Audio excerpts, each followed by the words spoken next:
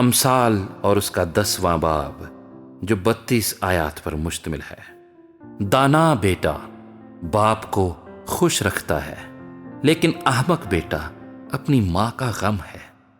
شرارت کے خزانے ابس ہیں، لیکن صداقت موت سے چھڑاتی ہے۔ خداوند صادق کی جان کو فاقہ نہ کرنے دے گا، پر شریروں کی ہوس کو دور و دفع کرے گا۔ جو ڈھیلے ہاتھ سے کام کرتا ہے کنگال ہو جاتا ہے، لیکن محنتی کا ہاتھ دولت مند بنا دیتا ہے۔ وہ جو گرمی میں جمع کرتا ہے دانا بیٹا ہے، پر وہ بیٹا جو دیرو کے وقت سوتا رہتا ہے شرم کا باعث ہے۔ صادق کے سر پر برکتیں ہوتی ہیں، لیکن شریروں کے منہ کو ظلم ڈھانکتا ہے۔ راست آدمی کی یادگار مبارک ہے، لیکن شریروں کا نام سڑ جائے گا۔ دانا دل فرمان بجا لائے گا، پر بکواسی احمق پچھاڑ کھائے گا۔ راست رو بے کھٹکے چلتا ہے، لیکن جو کجروی کرتا ہے ظاہر ہو جائے گا۔ آنکھ مارنے والا رنج پہنچاتا ہے، اور بکواسی احمق پچھاڑ کھائے گا۔ صادق کا منہ حیات کا چشمہ ہے، لیکن شریروں کے منہ کو ظلم ڈھانکتا ہے۔ عداوت جھگڑے پیدا کرتی ہے، لیکن محبت سب خطاؤں کو ڈھانک دیتی ہے۔ عقل مند کے لبوں پر حکمت ہے، لیکن بے عقل کی پیٹھ کے لیے لٹ ہے۔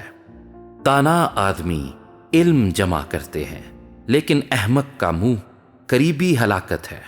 دولت مند کی دولت اس کا محکم شہر ہے، کنگال کی ہلاکت اسی کی تنگ دستی ہے۔ صادق کی محنت زندگانی کا باعث ہے، شریر کی اقبال مندی گناہ کراتی ہے۔ تربیت پذیر زندگی کی راہ پر ہے، لیکن ملامت کو ترک کرنے والا گمراہ ہو جاتا ہے۔ عداوت کو چھپانے والا دروغ گو ہے، اور تہمت لگانے والا احمق ہے۔ کلام کی کثرت خطا سے خالی نہیں، لیکن ہونٹوں کو قابو میں رکھنے والا دانا ہے۔ صادق کی زبان خالص چاندی ہے، شریروں کے دل بے قدر ہے۔ صادق کے ہونٹ بہتوں کو غذا پہنچاتے ہیں، لیکن احمق بے عقلی سے مرتے ہیں۔ خداوند ہی کی برکت دولت بخشتی ہے، اور وہ اس کے ساتھ دکھ نہیں ملاتا۔ احمق کے لیے شرارت کھیل ہے، پر حکمت عقل مند کے لیے ہے۔ شریر کا خوف اس پر آ پڑے گا، اور صادقوں کی مراد پوری ہوگی۔ جب بگولا گزرتا ہے تو شریر نیست ہو جاتا ہے، لیکن صادق ابدی بنیاد ہے۔